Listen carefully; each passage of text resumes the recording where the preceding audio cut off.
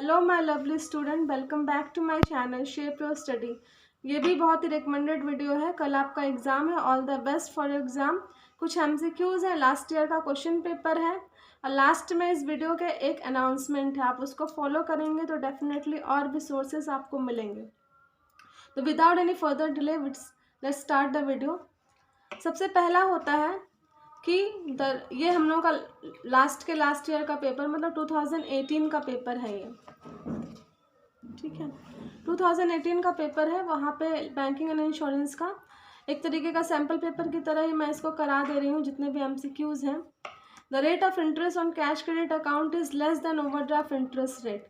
आपको पता है, आपने शॉर्ट टर्म लोन में पढ़ा है, कैश क्रेडिट जो होता है शॉर्ट टर्म लोन होता है, तो उसका जो इंटरेस्ट रेट होता है वो बहुत ज़ीरो होता है या तो बहुत ही कम होता है in comparison to overdraft. Next है letter of credit is an dash loan. वो फंडेड है कि अनफंडेड लोन है। मैंने ये भी यूनिट 2 में बताया था कि लेटर ऑफ क्रेडिट क्या है, अनफंडेड लोन होता है। अनफंडेड एक्टिविटीज़ या फैसिलिटीज़ ऑफ बैंक की जब हम लोगों ने बात किया था, जब safety the most important rule किया था ना, कार्डिनल रूल हम लोगों ने फॉलो किया था, उस केस में क्या होता है कि लेटर ऑफ क्रेडिट क्या होता है, हम लोग क्या करते हैं, बेनिफिशियरी के रूप में यूज़ करते हैं, इसलिए इसका आंसर क्या होगा, अनफंडेड लोन है। आईएफएससी का फुल फॉर्म क्या होता है, इंडियन फाइनेंशियल सिस्टम कोड। ये 11 डिजिट का अल्फा न्यूमेरिक कोड होता है, इसको याद रखना। नेक्स्ट आता है कि cash remittance limit for NEFT transactions. Cash remittance limit for NEFT transaction for a walk in customer is, मतलब मिनिमम वैल्यू क्या होती है किसी भी कस्टमर के लिए, ठीक है, 25,000। मैंने ये भी बताया था आपको वीडियो में। ये लाइफ इंश्योरेंस का पार्ट है तो इसलिए मैं नहीं कराने वाली आपको। कभी कभी कोटेशन बेस्ड भी क्वेश्चंस पूछ लिए जाते हैं, जैसे time is precious, time is priceless भी आप लिख सकते हैं। अपने मन से जो भी आपका आईक्यू वहाँ पे प्रेजेंट रहेगा क्वेश्चन पेपर करने के टाइम में, वो आप कर सकते हैं। ये हो गया आपका। नेक्स्ट आता है सैम्पल पेपर में। सैम्पल पेपर जो है उसका क्वेश्चन नंबर 1 लेते हैं हम लोग। A secured loan is a loan where the borrower has assured of repayment, a loan where the bank is quite sure of repayment, a loan where some security is given to bank। जाहिर सी बात है, जब security जहाँ पे दी जाती है उसी को सिक्योर्ड लोन बोलते हैं। नेक्स्ट क्या है, a nomination can be changed or cancelled either by dash at the back of the policy or by making a will। तो जो हम लोग नॉमिनेशन करते हैं, चाहे वो चेक के टाइम में करें या इंश्योरेंस पॉलिसी लेने के टाइम में लगे, उसका आंसर होगा एंडोर्समेंट। ये भी इंश्योरेंस का क्वेश्चन है इसलिए मैं नहीं करा रही हूँ। नेक्स्ट क्वेश्चन पे हम लोग आते हैं। नेक्स्ट क्वेश्चन में आया है what does OTP stands for. सबको पता है ओटीपी का क्या होता है, ओटीपी का होता है वन टाइम पासवर्ड। और कभी कभी पूछ लिया जाता है केवाईसी। केवाईसी क्या होता है, नो योर कस्टमर, ठीक है, इसको नोट कॉपी में लिख लेना। नो योर कस्टमर केवाईसी का फुल फॉर्म होता है। ये भी एक तरीके का सिंपल क्वेश्चन है। In India that is the way to greet without touching the customer. Corona में हम लोगों ने बहुत ज़्यादा फॉलो किया है ड्यूरिंग द पैंडेमिक। नमस्ते क्या होगा आपका, नमस्ते, ठीक है। What does NEFT stands for, अभी कल ही के वीडियो में बताया था, क्या होगा, नेशनल इलेक्ट्रॉनिक फंड ट्रांसफ़र, ठीक है। ये सारी चीज़ें हो गई। बाकी इंश्योरेंस से है, बस लास्ट ये क्वेश्चन है जो है, a borrower defaults on a secured loan of ₹25,000, the underline security is worth ₹40,000, which of the following is true. Question का मतलब समझना कि एक बोरोवर जो है उसने 25,000 का लोन लिया, ठीक है, उसने सिक्योर्ड लोन कितने का लिया, 25,000 का लिया, लेकिन सिक्योरिटी जमा की 40,000 रुपये की। तो बैंक अब क्या करेगा, आप समझ सकते हो, अगर तुमसे पूछा जाए कि प्राइमरी सिक्योरिटी क्या है 25,000, बाकी जो है वो 15,000 रुपये कोलेटरल सिक्योरिटी है। Which of the following is true, इसमें क्या ट्रू है, bank can retain ₹25,000, bank as a security rupees को ले लेगी। Balance of ₹15,000 has to be paid to the borrower, बाकी के जो 15,000 रुपये एक्स्ट्रा हैं वो बोरोवर को वापस कर दिए जाएंगे। और bank can not sell the underlying security because its value is higher than loan amount. Bank इस सिक्योरिटी को सेल ही नहीं करेगी क्योंकि इसका जो सिक्योरिटी वैल्यू है 40,000, वो लोन अमाउंट से ज़्यादा है। इसका आंसर होगा बैलेंस 50,000, क्योंकि जब बैंक को लोन का रिपेमेंट मिल जाता है उस केस में बाकी जो एक्स्ट्रा अमाउंट वो रिटेन करके रखती है वो पैसा को वापस कर देती है। ठीक है,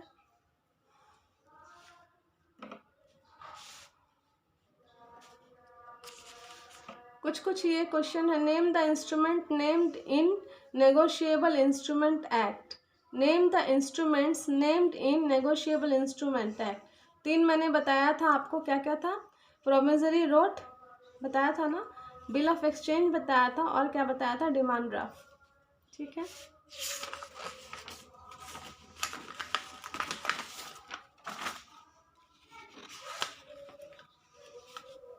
और बाकी सारे लॉन्ग क्वेश्चंस हैं तो ये भी हम लोगों का सैम्पल पेपर से भी हम लोगों ने कर लिया है। अब हम लोग कुछ बुक से क्वेश्चंस कर लेते हैं, उसके बाद हम लोग लास्ट में एक अनाउंसमेंट करेंगे। उस अनाउंसमेंट को फोकस करिएगा, वो आपके कल के एग्ज़ाम के लिए बहुत ज़्यादा इम्पोर्टेंट है। ठीक है, क्वेश्चन क्लास 9 से भी हैं, 10 से भी हैं। ठीक है, जो आपके टर्म 1 के सिलेबस में आ रहे हैं। सबसे पहला क्वेश्चन है, cash credit is a form of loan, deposit, credit, debit. तो सबको पता है क्या है? लोन है, तो your answer will be loan. World bank is situated in. World bank कहाँ पे सिचुएटेड है? ये आपका यूएसए में वॉशिंगटन डीसी में सिचुएटेड है। ये आपका कब इस्टेब्लिश हुआ था? ये 27 दिसंबर 1954 को इस्टेब्लिश हुआ था, और इसको और एक नाम से हम लोग जानते हैं जिसको बोलते हैं IBRD, मतलब international bank for rural development. ठीक है, उसके बाद आता है dash are called listed bank which the reserve bank of India. Dash are called listed bank, मैंने क्लास 9 में बताया था। लिस्टेड बैंक क्या होता है? शेड्यूल बैंक होता है। Central bank of India is an example of public sector bank. ठीक है, प्राइवेट सेक्टर ऑप्शन है, पब्लिक सेक्टर ऑप्शन है, ज्वाइंट सेक्टर ऑप्शन है, NBFI है, नॉन बैंकिंग फाइनेंशियल इंस्टीट्यूशन इसका फुल फॉर्म होता है। Discounting of bill is dash of the commercial bank. Primary function है, सेकेंडरी फंक्शन है, टर्सरी फंक्शन है, क्वार्टरनरी फंक्शन है। क्या होगा? प्राइमरी फंक्शन होगा। ठीक, नेक्स्ट आते हैं, payment of liabilities of the depositor is a dash of commercial bank. ये प्राइमरी फंक्शन होगा कि सेकेंडरी फंक्शन होगा कि टर्सरी फंक्शन होगा कि क्वार्टरनरी होगा? सेकेंडरी फंक्शन होगा। एक्सेप्टिंग ऑफ डिपॉजिट कौन सा फंक्शन है? प्राइमरी फंक्शन है। कमर्शियल बैंक में कितने टाइप्स ऑफ डिपॉजिट होते हैं? 4 टाइप्स ऑफ डिपॉजिट होते हैं। कैश क्रेडिट किस टाइप का लोन है? एक शॉर्ट टर्म लोन है। ठीक है, long term, short term, very long term, very short term. क्या होगा? शॉर्ट टर्म है। इसमें मैं 20 तक क्वेश्चंस कराऊंगी। बाकी के जो भी क्वेश्चंस हैं आपको मैंने आप लोगों की सुविधा के लिए, आप लोगों के कन्वीनियंस के लिए एक ऐप लॉन्च किया है।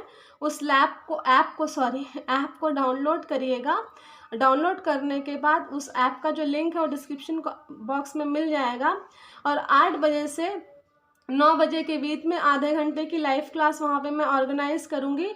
आपकी जितने भी क्वायरीज होंगी उसके थ्रू आप क्या कर सकते हैं? मुझसे पूछ सकते हैं। ठीक है, नेक्स्ट आता है dash issue letter of credit. तो bank, insurance company, government, NBFI। Bank होगा इन फेवर ऑफ इम्पोर्टर्स।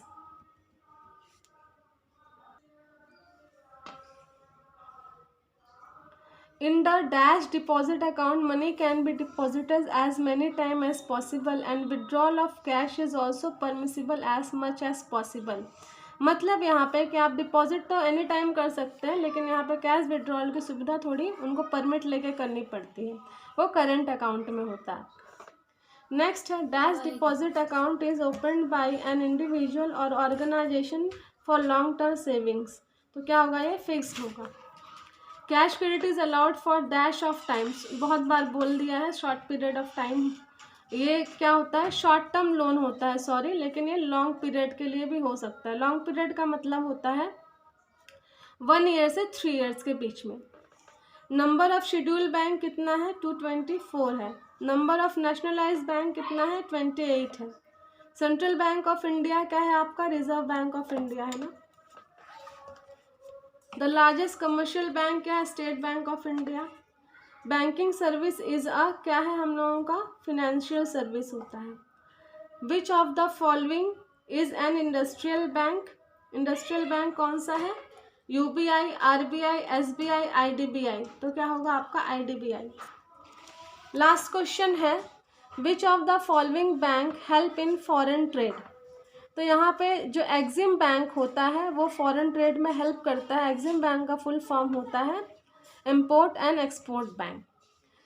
अब आज के लिए बस इतने ही क्वेश्चंस मैं करा दे रही हूँ, क्योंकि एक वीडियो को अपलोड होने में टाइम होता है। कल भी मैंने 2 बार अपलोड करने की वीडियो की। जो लास्ट वीडियो यूनिट 3 की थी वो अप्रॉक्स 90 से 20 मिनट्स की वीडियो थी, जिसको 2 बार अपलोड करना पड़ा, तब जा कर के वो अपलोड हुई, क्योंकि आपकी बहुत ज़्यादा डिमांड है। आज की वीडियो मैं शॉर्ट रखती हूँ, और मेरे ऐप जो बैंक BNI इंस्टीट्यूट के नाम से है उसको डाउनलोड करिए। वहाँ पे फ्री स्टडी मटेरियल में जाइएगा, ऊपर जो 3 आपको ऐसे करके लाइन मिलेगी, उस पर क्लिक करेंगे तो वहाँ पे स्टडी मटेरियल होगा। ठीक है, स्टडी मटेरियल में जाइएगा तो वहाँ पे देखिएगा कि स्टडी मटेरियल में ही मैंने question paper with answers, questions MCQ based question with answers दे दिया है। चेक के ऊपर भी है, कितने सेक्शंस हैं, क्या क्या पढ़ना है, हम लोगों को सारी चीज़ें दे दिया है। आप वहाँ से चेकआउट कर लेना, वहाँ से नोट भी कर सकते हो। ठीक है, फ्री, बिल्कुल फ्री है वो स्टडी मटेरियल, और आप उस ऐप को इंस्टॉल करिए। अगर इन फ्यूचर टर्म 2 के लिए अगर आप पढ़ना चाहते हैं मेरे से पर्सनली, क्योंकि पॉसिबल नहीं है घर में सबको बुलाना, क्योंकि मैं देख रही हूँ मेरे बच्चे जो हैं, कोई देहरादून से है, कोई मुंबई से है, सब लोग कमेंट कर रहे हैं, तो वो मेरे ऐप का हिस्सा बन करके मेरे बैच में इनरोल हो करके पढ़ सकते हैं। वो बैच की स्टार्टिंग 1 दिसंबर से हो रही है, तो उसकी लिंक मैं दे दूँगी डिस्क्रिप्शन बॉक्स में। और आज ही उसी ऐप पे मैंने, आप ऐप को डाउनलोड करिए तो मैं आपको उस लाइव सेशन में ऐड कर लूँगी, जो 8 या 9 बजे से स्टार्ट होगी। ये वीडियो अपलोड हो जाने के बाद 9 बजे से मैं उस लाइव सेशन को रखूँगी। रखने के बाद आप लोग वहाँ पे प्रेजेंस रहिएगा और अपने सवाल को पूछिएगा। मैं डिस्कशन करूँगी कुछ चीज़ों का, जो आपके लिए बहुत हेल्पफुल होगा। All the best for exam, get ready for the exam, patience रखिएगा। कुछ टिप्स एंड ट्रिक्स भी वहाँ पे शेयर करूँगी, जो फॉलो करिएगा तो उससे आपको अच्छे मार्क्स स्कोर करने में बहुत हेल्प मिलेगा। Thanks for watching.